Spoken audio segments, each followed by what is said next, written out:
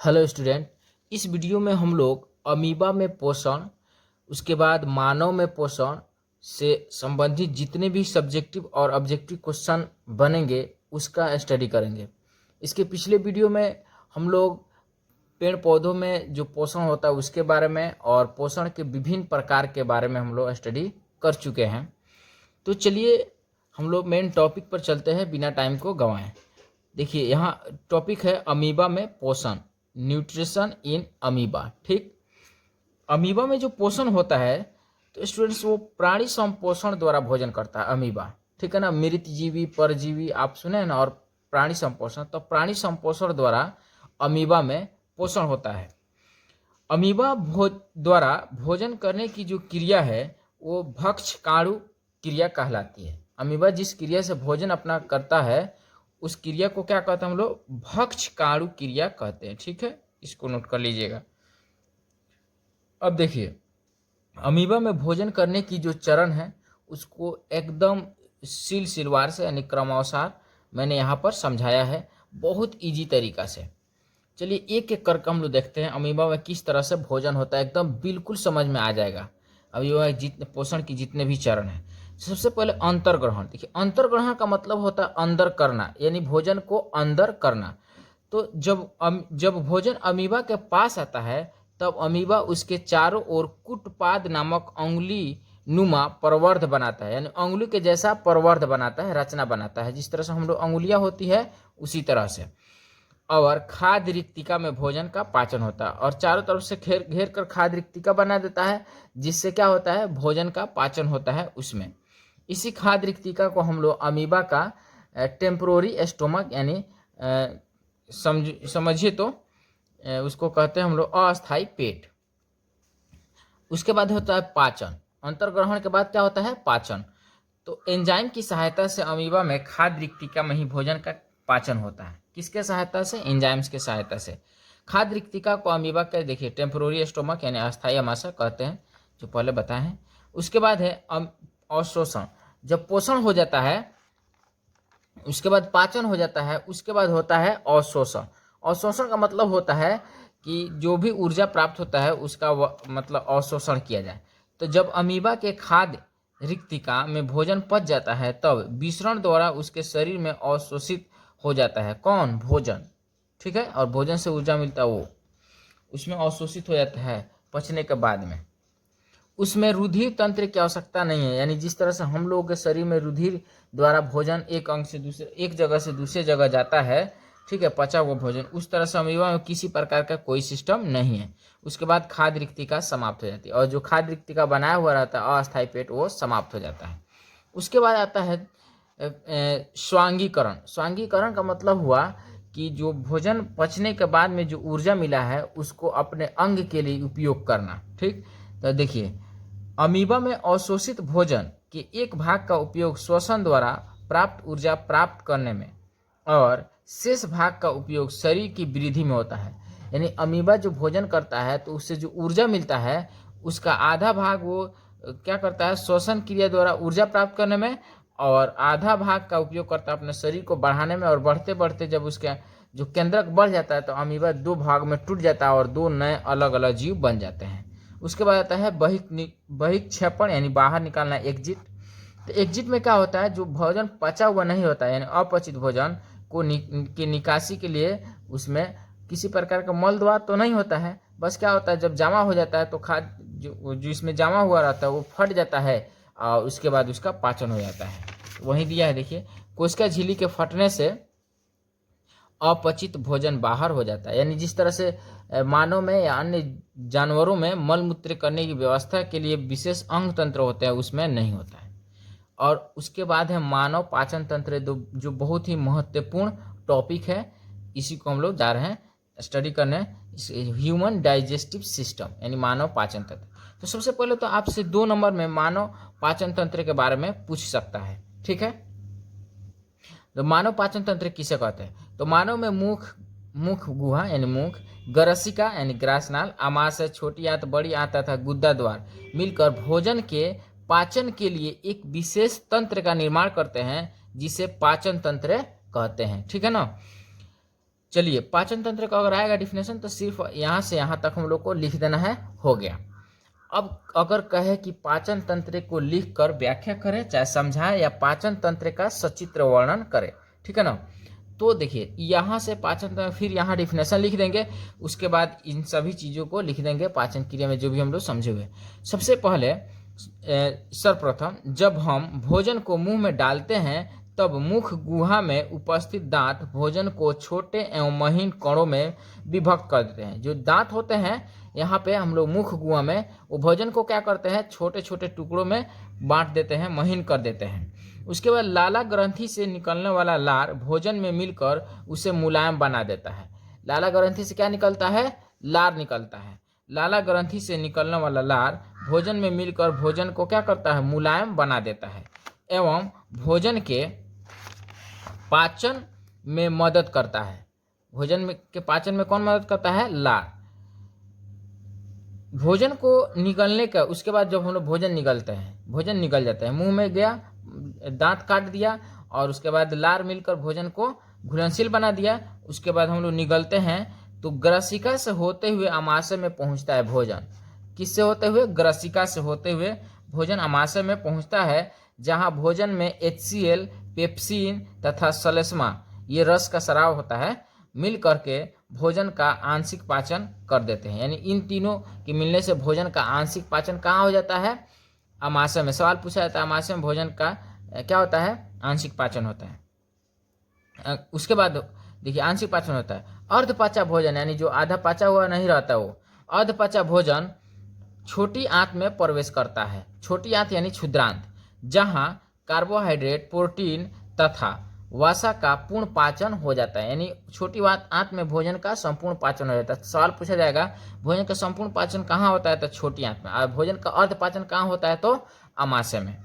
ठीक है, छोटी आंत की भीति से आंत्र रस का स्राव होता है। छोटी, ठीक है ना, जो भोजन के पाचन में सहायता करते हैं। छोटी आंत की भीति में अंगुली जैसे प्रवर्ध होते हैं, जिन्हें हम दीर्घ रोम कहते हैं। ठीक है, ये दीर्घ रोम पचे हुए भोजन को अवशोषित करने का कार्य करते हैं। उसके बाद में इधर साइड में और थोड़ा सा इधर है, उसको करने का देखिए ये क्या करते हैं, एक मिनट,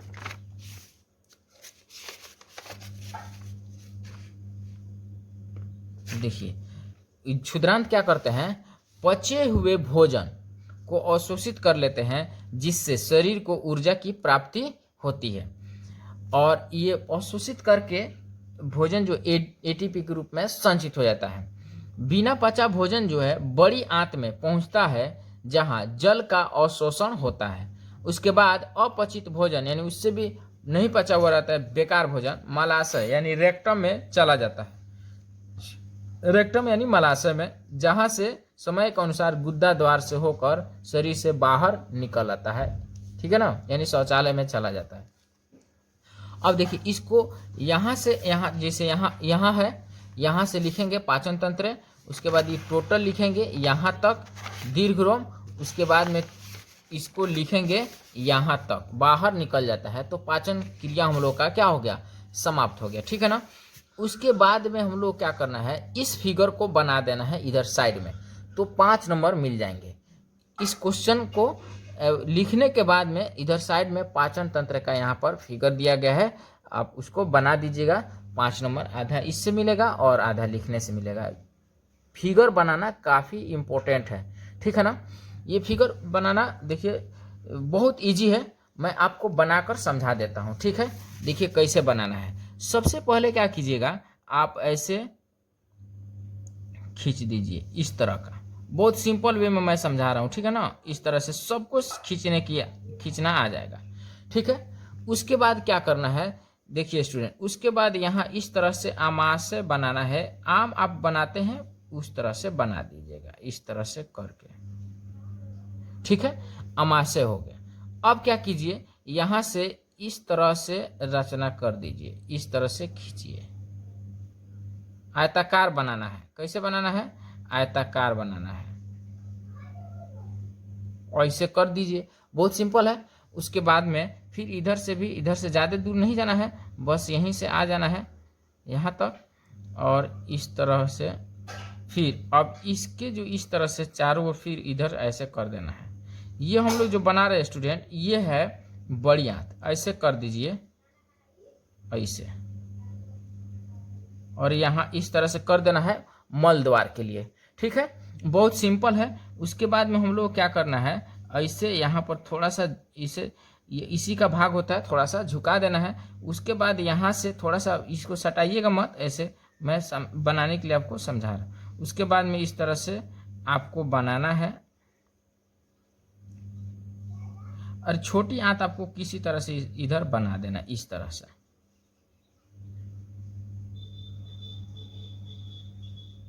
ठीक है, छोटी आंत का फ्रेश नक्शा, चूंकि छोटा सा जगह होता है उसी में वो किसी तरह से लिपटा हुआ रहता है। छोटी आंत, ये हम छोटी आंत बना रहे हैं, छोटी आंत आप इस तरह से बना लीजिएगा।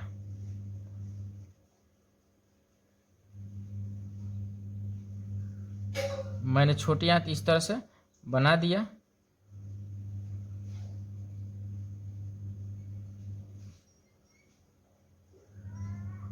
ठीक है, छोटी आंत बना लीजिएगा। ये बहुत सिंपल है, कोई जरूरी नहीं, इस तरह से आप यहाँ से भी बना सकते हैं, इस तरह से कर सकते हैं। बस इसको भर देना है एग्जाम में हम लोग को। उसके बाद देखिए क्या करना है, ये हम लोग का हो गया मलाशय। अब ये जो अमाशय है ना, अमाशय के ठीक नीचे यहाँ पे, ठीक है, इस तरह से एक संरचना होती है जो अग्न्याशय होता है। यहाँ पर अग्न्याशय बना देना है, अग्न्याशय, ये अग्न्याशय हो गया। ठीक है, उसके बाद जो अमाशय है, यही अमाशय पर इस तरह की संरचना होती है जो पित्ताशय होता है। ये क्या होता है, पित्ताशय। उसके बाद क्या होता है, इस तरह का यहाँ पर एक संरचना होती है जिसको हम लोग लीवर कहते हैं। तो यहाँ पर हम लोग को क्या बना देना है स्टूडेंट्स, लीवर बना देना है, यानी जीगर। यहाँ लिख देना है लीवर या जीगर। उसके बाद यहाँ लिख देना है पित्ताशय।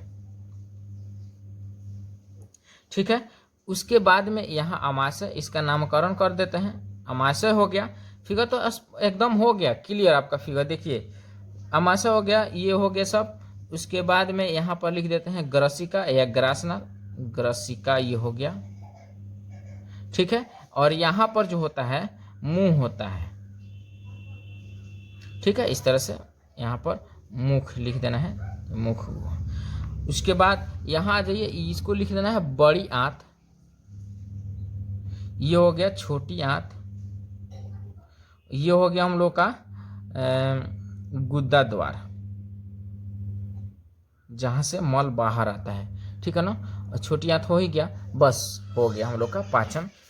इस तरह से यहाँ पर बना दिया गया है, इसको बना लेना काफ़ी जरूरी है। चलिए अब हम लोग का सब्जेक्टिव और थ्योरी जो भी है इस पोर्शन से क्लियर हो गया। अब ऑब्जेक्टिव में हम लोग चलते हैं। तो ऑब्जेक्टिव देखिए, यहाँ तक हम लोग देख लिए कि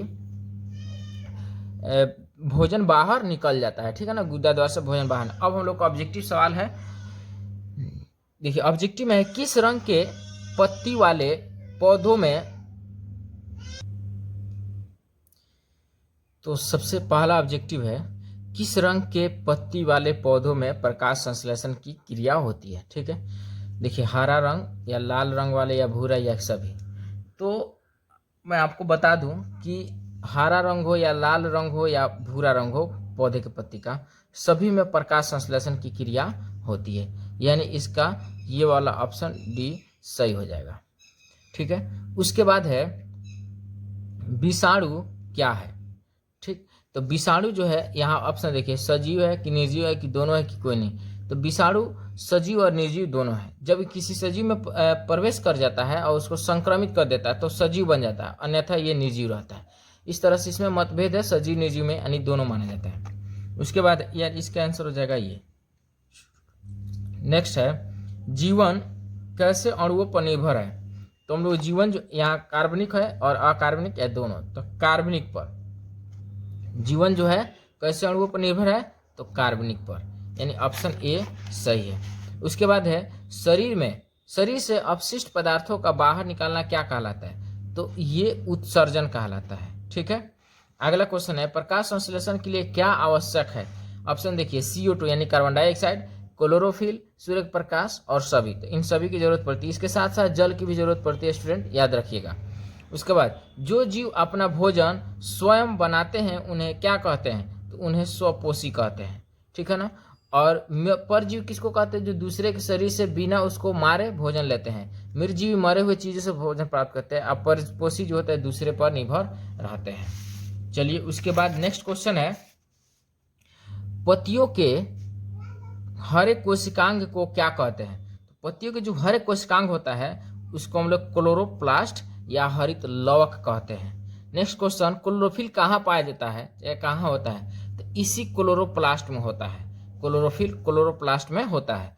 उसके पौधों का रसोई घर कौन है, तो पत्तियां पौधों के रसोई घर कहलाती है। उसके बाद बिना ऑप्शन वाला सब क्वेश्चन है, पौधों में गैसों का आदान प्रदान किसके द्वारा होता है। तो पौधों में गैसों का आदान प्रदान जो होता है मुख्य रूप से स्टोमाटा या संरंध्र द्वारा होता है। बट तना, जड़ और पत्ती भी, मतलब तना और जड़ भी पौधों के गैसों का आदान प्रदान में सहायक होता है। अगला क्वेश्चन है, फफूंदी, ईस्ट तथा मशरूम किसके उदाहरण है, यानी किस प्रकार के पोषण वाले जीव का उदाहरण है, तो मृतजीवी है। उसके बाद अमर, बेल, किलनी, लीच, फीता क्रीम तथा जू किसके उदाहरण है, तो ये सब परजीवी है। याद रखिएगा ये सब कैसे जीवों के उदाहरण है, परजीवी। अमर, बेल इसमें काफी इंपॉर्टेंट है। उसके बाद अमीबा किसके सहायता से भोजन प्राप्त करता है, तो कुटपाद या पदार्थ की सहायता से। ये बहुत इंपॉर्टेंट क्वेश्चन है, आप नोट कर लीजिएगा, ये बार बार एग्जाम में पूछा जाता है। अगला है, आहार नाल कहाँ से कहाँ तक फैला होता है, तो आहार नाल मुख से लेकर के गुद्दा तक फैला होता है, गुद्दा द्वार तक फैला होता है। नेक्स्ट क्वेश्चन है, आहार नाल का सबसे लंबा भाग कौन है, तो छोटी आंत जो है आहार नाल का सबसे लंबा भाग है, जिसकी लंबाई 6 से 7 मीटर होती है, ठीक है ना। उसके बाद देखिए नेक्स्ट क्वेश्चन है, क्वेश्चन नंबर 19, लार यानी लाला रस किस ग्रंथि से निकलता है, यानी स्रावित होता है, तो लाला ग्रंथि से, ठीक है। उसके बाद है, लार क्या है, तो लार एक एंजाइम है जिससे एमिलेस भी कहते हैं। उसके बाद अमाशय किसका स्राव है, अमाशय किसका स्राव करता है, ठीक है। तो अमाशय 3 पदार्थों का स्राव करता है, हाइड्रोक्लोरिक अम्ल यानी HCl, पेप्सिन तथा सेलेस्मा। पेप्सिन प्रोटीन को पचाता है, ठीक है ना। उसके बाद देखिए, शाकाहारी पशुओं की तुलना में मांसाहारी पशुओं की क्षुद्रांत होते हैं, यानी छोटे होते हैं कि बड़े, तो मांसाहारी के क्षुद्रांत जो होते हैं छोटे होते हैं। अगला क्वेश्चन है, कार्बोहाइड्रेट, प्रोटीन तथा वसा का पूर्ण पाचन कहाँ होता है मानव में, तो ये क्षुद्रांत में होता है, यानी छोटी आंत में। नेक्स्ट क्वेश्चन है, पित्त का स्राव किसके द्वारा होता है, तो यकृत के द्वारा होता है, ठीक है ना, जिसे लीवर या जिगर भी कहते हैं। नेक्स्ट क्वेश्चन है, अग्नाशिक रस का स्राव किससे होता है, तो ये अग्नाशय से स्रावित होता है। अगला क्वेश्चन है, क्षुद्रांत की भीति से किसका स्राव होता है, तो क्षुद्रांत की भीति से आंत्र, क्षुद्रांत कहते हैं छोटी आंत को, ठीक है ना। क्षुद्रांत की भीति से किसका स्राव होता है, तो आंत्र रस का। क्षुद्रांत छोटी आंत को कहा जाता है। अगला क्वेश्चन है, छोटी आंत की आंतरिक स्तर पर पाए जाने वाले अंगुली जैसे प्रवर्ध को यानी संरचना को क्या कहते हैं, तो अंगुली जैसे जो प्रवर्ध पाए जाते हैं उसको हम लोग दीर्घरोम या विली कहते हैं, ठीक है ना। उसके बाद क्वेश्चन नंबर 28 देखिए,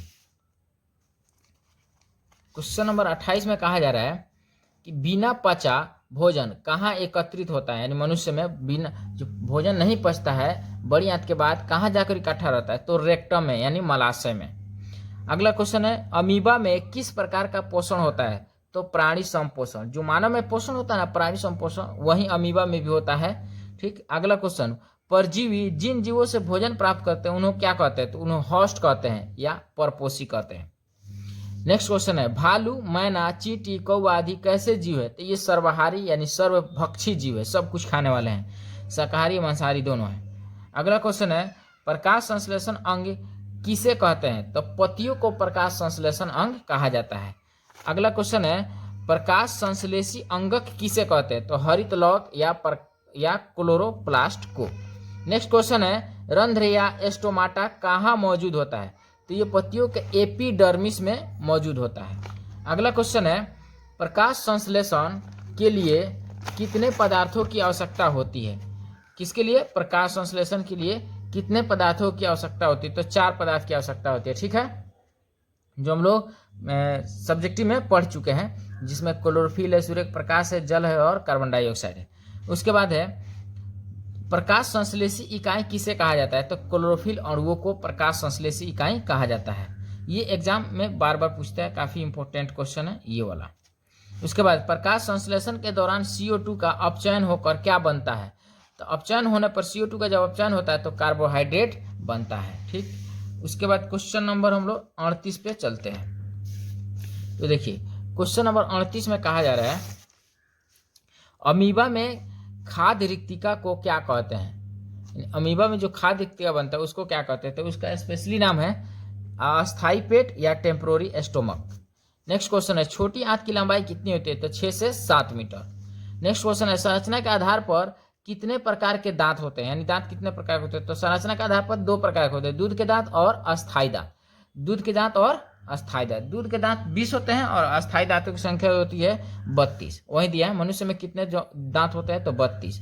मनुष्य दूध के दांत कितने होते हैं? तो दूध के दांत 20 होते हैं। अगला क्वेश्चन है कार्य के आधार पर दांत कितने प्रकार के होते हैं? तो आपको बता दूं कि कार्य के आधार पर दांत 4 प्रकार के होते हैं। ठीक है, कृंतक जो कुतरने या काटने का काम करते हैं, रदनक जो चीरने फाड़ने का काम करते हैं, अग्रचवर्णक जो चबाने का काम करते हैं, और चवर्णक चबाने और पीसने का कार्य करते हैं। नेक्स्ट क्वेश्चन है जीभ में कितने प्रकार की स्वाद कलिकाएं पाई जाती है? तो 3 प्रकार की। उसके बाद है मनुष्य में कितनी जोड़ी लार ग्रंथियां पाई जाती है? तो 3 जोड़ी लार ग्रंथियां पाई जाती है, 3 जोड़ी। ठीक है ना, 3 जोड़ी यानी 6, याद रखिएगा। लार का पीएच मान क्या होता है? तो 7 से कम होता है, यानी लार जो है अम्लीय होता है। अगला क्वेश्चन देखिए क्वेश्चन नंबर 56। लार में कौन सा एंजाइम पाया जाता है? तो टाइलिन एंजाइम होता है जो स्टार्च का पाचन करता है, टाइलिन एंजाइम होता है। इसका आंसर हो गया टाइलिन। अगला क्वेश्चन है भोजन मुख से आमाशय में किसके सहायता से जाता है? तो मुख से आमाशय में किसके सहायता से जाता है? आहार नाल की सहायता से, गरसिका के सहायता से। देखिए ये गरसिका है, इसी के सहायता से भोजन कहाँ जाता है? आमाशय में। कहाँ से? मुख से आमाशय में भोजन पहुंचता है, इसको गरसिका कहेंगे। उसके बाद है आग्नेयाशिक रस में कौन सा एंजाइम होता है? तो ट्रिप्सिन। आग्नेयाशिक रस में कौन सा एंजाइम होता है? ट्रिप्सिन। अगला क्वेश्चन है इमल्सीकृत वसा का पाचन किस एंजाइम से होता है? तो लाइपेज एंजाइम से होता है। ये बहुत इंपॉर्टेंट क्वेश्चन है ये सब। उसके बाद है बड़ी आंत की लंबाई कितनी होती है? लगभग 1.5 मीटर इसकी लंबाई होती है। ठीक है, इस फिर से अगले वीडियो हम लोग अगले यानी नेक्स्ट डे लेकर आएंगे, जिसमें हम लोग श्वसन के बारे में स्टडी करेंगे, यानी श्वसन के सब्जेक्टिव ऑब्जेक्टिव जो भी है उसका थ्योरी हम लोग देखेंगे नेक्स्ट वीडियो में।